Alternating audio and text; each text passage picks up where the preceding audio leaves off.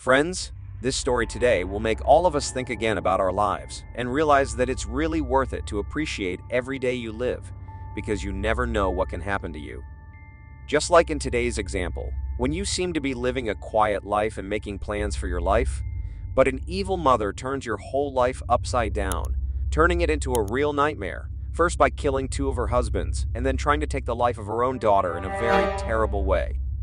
The story is indeed very creepy about one of the worst killers, but now let's start all of it in order. She'll never get to see her grandchildren. All those things she took away from me. She killed two people and tried to kill me and blame it on me and blame me for the other deaths. That bothers me so much. This is the story of a killer named Stacy Castor. The audio you are about to hear was recorded in 2009 in a courtroom in Syracuse, Central New York. And the voice you just heard belonged to Ashley Wallace, whose mother also tried to take her life. Just a year before that, Ashley had lived a happy life with her mother and sister Bree. They were very good friends, so you could even say they were best friends. But everything changed dramatically on August 13, 2007, the moment 19-year-old Ashley came home and went to bed almost immediately after a party where there was a lot of alcohol. They drank with her mother, as they had a really good relationship. It was at this point in the young girl's life can be said to have dramatically changed to before and after. The next morning, Ashley Wallace was found in bed with an empty bottle of alcohol, pills, and a letter in which the girl confessed in detail to two murders, David Castor and Michael Wallace, the other being Ashley's own father. But the most important problem was that Ashley did not write this letter, so this incident very much agitated the whole state at once. And what happened to the girl that night would reveal one of the worst killers, who has even been given the nickname Black Widow by the people. This story has so many questions that really were so hard to answer at one time, until the police realized they were dealing with a homicidal sociopath. Stacy Castor was born in 1967 and grew up in upstate New York and married as soon as she graduated high school. Her first husband, Mike Wallace, with whom they married, was 6 years older than she was, and had a penchant for drunk driving and gravitated toward responsibility for his actions. And sometime later, they had their first daughter in 1987 named Ashley. Sometime later, just 4 years later, their second daughter, named Bree, was born. This event occurred in 1991. This was a young family in which things were really going well at first glance. Ashley liked to spend a lot of time with her boyfriend, who worked as an auto mechanic at a time when her father preferred to spend more free time with his wife. They loved each other and were best friends who could talk to each other 24 hours a day about different things. They talked about absolutely anything, and everyone knew practically everything about their other half. In November 1999, Ashley did not yet know that the relationship between her father and mother had deteriorated drastically and that Stacy was considering a divorce petition. They did not earn much money, but they had a good relationship up to that point, and the girls themselves also remembered their childhood as a happy one. The girl began to notice that her mother was becoming more and more aggressive and irritable over time. She absolutely did not want to accept the divorce certificate, constantly postponing it to other dates and refusing her husband's request. Also, in 1999, Michael Wallace suddenly became ill and began spending most of his time on bed rest. All this time, he visited the doctor and complained to him that he felt very strange, the impression that he was drunk, even though he did not drink at all. The doctor treated him for an ear infection because he thought it was an inflammation and sent him home afterwards. But it was worse than that. It seems Michael had already been poisoned at that moment. Before Christmas, the whole family went to Michael's mom's dinner, where he really looked a lot worse than he had ever looked before. His brother also noticed this and decided to talk to his brother, who was complaining about how he was feeling. His face was visibly swollen, and his hands also showed that there was something wrong. Michael thought he had a bad cold and was being treated for it, but as time passed, his condition continued to get worse each time. But on January 11, 2000, the family's life was completely turned upside down and changed forever. On January 11, 2000, when 12-year-old Ashley Wallace came home from school, she found her father unconscious. But she didn't notice it right away, because at first she thought he was just sleeping on the bed, because he had been like that most of the time for several years. The girl immediately informed her mother and brother, who almost came right away. They called 911 right away, But by the time they got him to the hospital, unfortunately, it was too late, even though the doctors were doing everything they could to save him. His brother recalled the event very disturbingly. He remembered his brother and noticed that his feet were practically purple before he died. He was very uncomfortable with the thought that if he had had the same information that he had now, he would have been able to help him and save his brother without any problems. Stacy was asked by doctors after she died if she wanted doctors to perform an autopsy on her husband. This is a pathological procedure in which the body, organs, and tissues of a deceased person are examined to find out whether or not he died his own death. But his wife refused. A week later, he was buried. The girls who were left without a father tried to look brave despite the loss.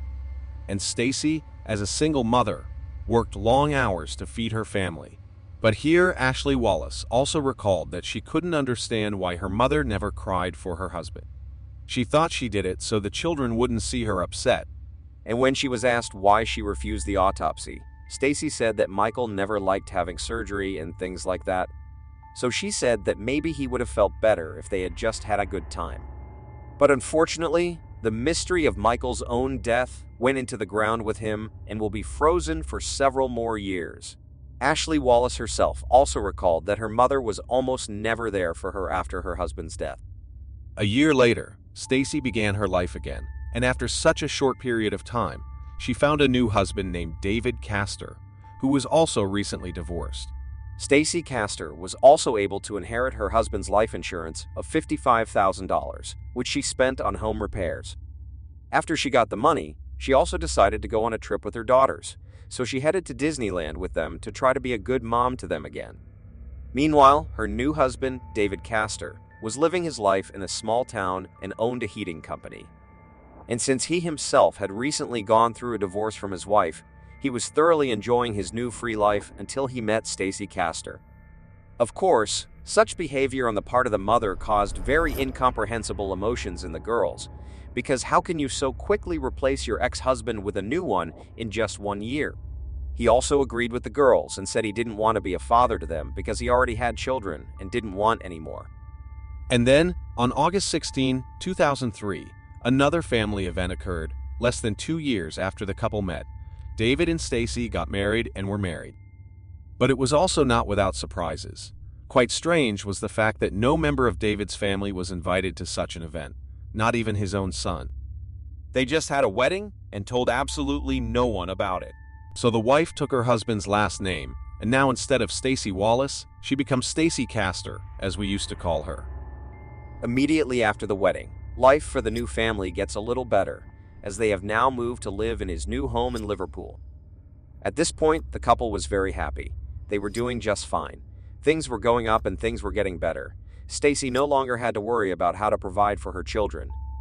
But Ashley and her sister had a very different view of the situation, because they could not accept the new father, so the situation for them was becoming more and more tense every day. This is not surprising, for what child can so quickly recover from the death of his father and immediately accept another into his family? But after a while, as Ashley began to prepare for graduation, the family situation began to improve, and the relationship between Ashley and David gradually became better. He really was able to bring the security and stability to the family that they lacked. Stacy also began doing accounting and secretarial work for David's business after they were married. The man himself liked to ride motorcycles and snowmobiles very much. And once the relationship between Ashley and her new stepfather got better after high school, things became exactly the opposite, more strained between the couple. On the afternoon of August 22, 2005, the local sheriff's office received a call from Stacy Castor. "My husband locked himself in our bedroom for the last day. He didn't show up for work this morning," she told the operator. When the police arrived, they kicked down the door and found David Castor naked, lying face down in a puddle of his own vomit on the bed. On the nightstand was a bottle of liquor, again a bottle of antifreeze, and 2 glasses. According to Stacy's story, David was very drunk, so he took a bottle of liquor and locked himself in the bedroom and refused to come out and talk to her in any way. He locked himself in his bedroom and wouldn't let anyone in. Stacy also said that the couple had a big fight that weekend over how to celebrate their upcoming 2-year anniversary. The news of his death shocked friends and family. "I didn't think for 1 second that he would ever do it," Ashley Wallace says. And then the police decided to analyze the situation again, because again in the case appeared the same antifreeze that was on the table and was indirectly related to the first murder. And although the evidence at the scene pointed to suicide, something was found to be wrong, including the very method of ending a life. Antifreeze can kill a person in 72 hours. It really is a very horrible way to die, said prosecutor William Fitzpatrick. So they started investigating the case even more to get to the bottom of it. The police also found turkey grease with traces of antifreeze in the kitchen garbage. As they investigated David's death, they took another look at Wallace's death. When Wallace passed away in 2000, doctors initially believed he had had a heart attack after months of illness. He had difficulty walking and he had difficulty talking, said Castor's oldest daughter, Ashley Wallace. One day he sat down and he just threw up on the coffee table, and he laid down again, went back to sleep, as if nothing had happened. So investigators continued to search for information, suggesting that Stacy's first husband had also been murdered. Meanwhile, David's body was sent to the county coroner for an autopsy, who determined that the cause of death was poisoning from ethylene glycol, the main ingredient in antifreeze. It is also interesting that after her second husband died, Stacy buried him next to her first husband. No less interesting is the fact that before his death, David wrote a will in which he appointed Stacy as the head of his company, signed his house and all his cars over to her, and left absolutely nothing for himself or even his own son. Situations are different, of course, but you must agree that this one looks strange. The son even began to think that his father didn't really love him and was just mad at him, refusing to have anything in common with his son. After her husband's death, Stacy Castor really tried to be a model mother to her children and even began taking her husband's son on trips together. She spared no money to travel and have fun with her family. It seems she wanted to be a good friend to her daughters again, just as she had been for many years. She was very quickly able to sell the Castor family business for $200,000 and enjoyed life to the fullest. What Stacy did not know was that even though David Castor's death had already been ruled a suicide, the Onondaga County Sheriff was still investigating the case. The fact is that David's closest people have repeatedly reported that he is far from the type of person who is capable of ending his life by suicide. Even his ex-wife, Janice Poissant, reported this, adding that she knew him very well indeed. So in 2006, things changed very dramatically, and the case was reopened again after the forensic results from David Castor's case came back. The results were very shocking because the police were able to check the fingerprints on the glasses on the nightstand. The one with antifreeze had 3 fingerprints on it, and they all belonged to Stacy Castor. This was reported by investigator Michael Norton.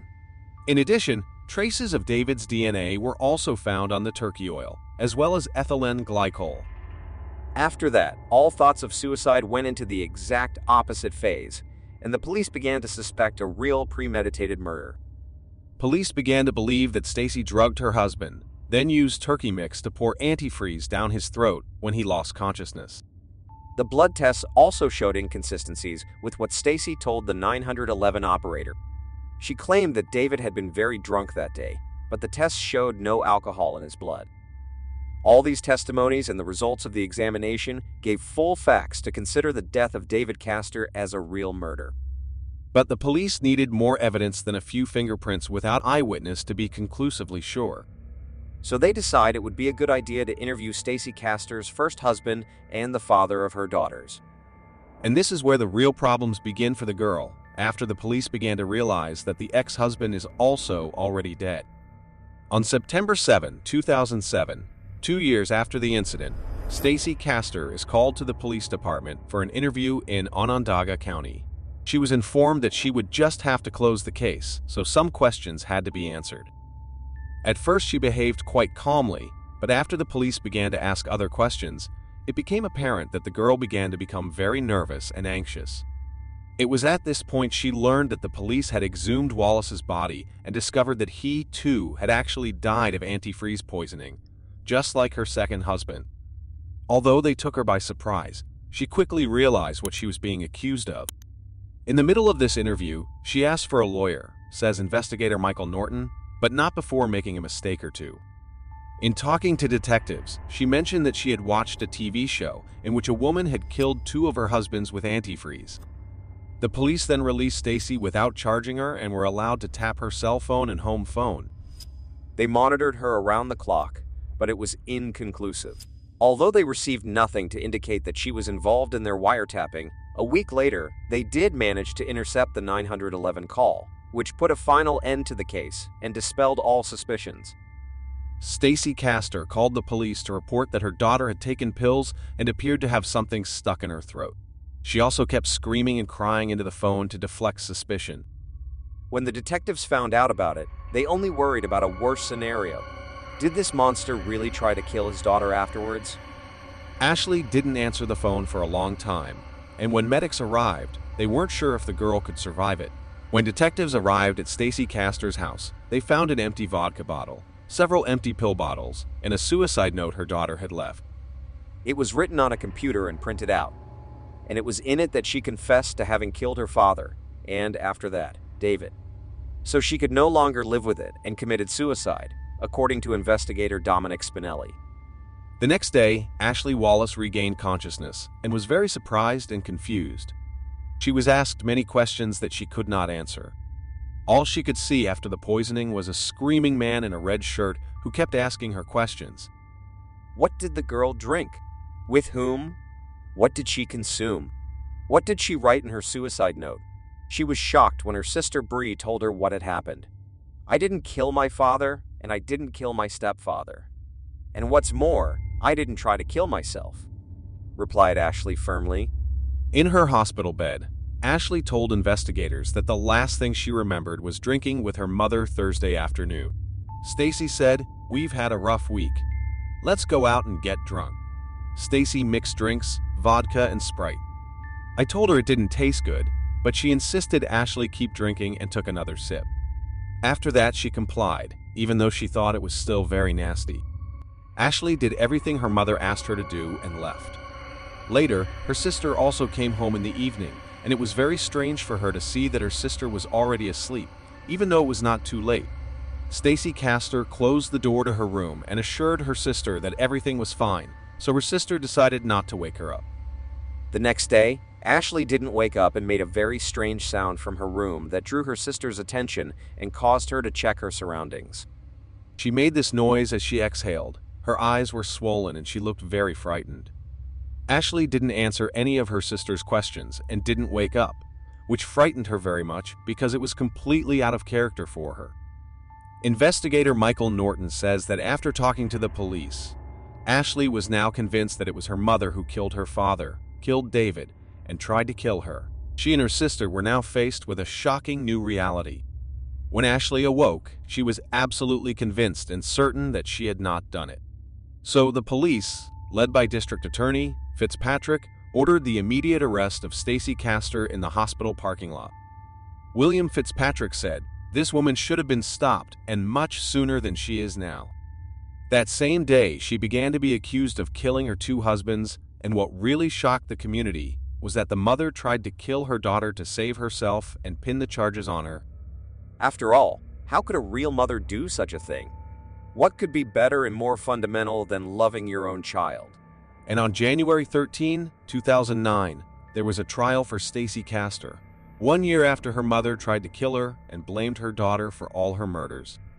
Prosecutor William Fitzpatrick was preparing Ashley for this moment, but she faced an incredible face-to-face challenge.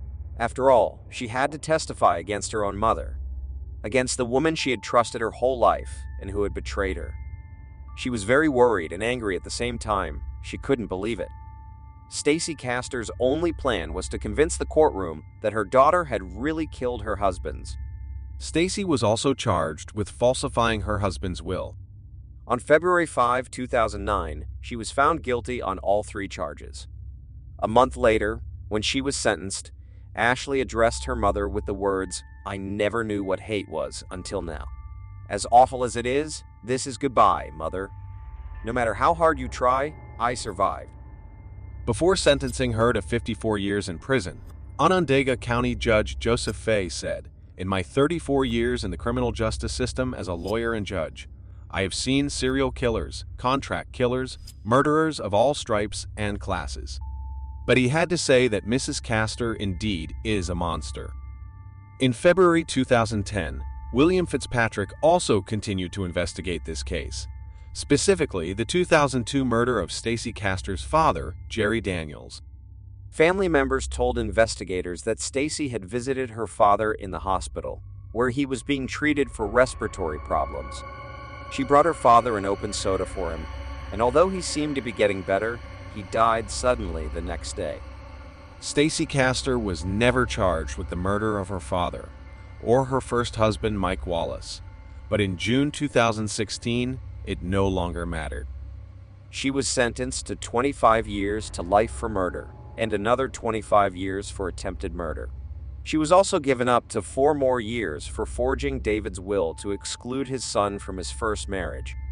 Castor, however, never served half her sentence. In June 2016, she was found dead in her cell after suffering a heart attack,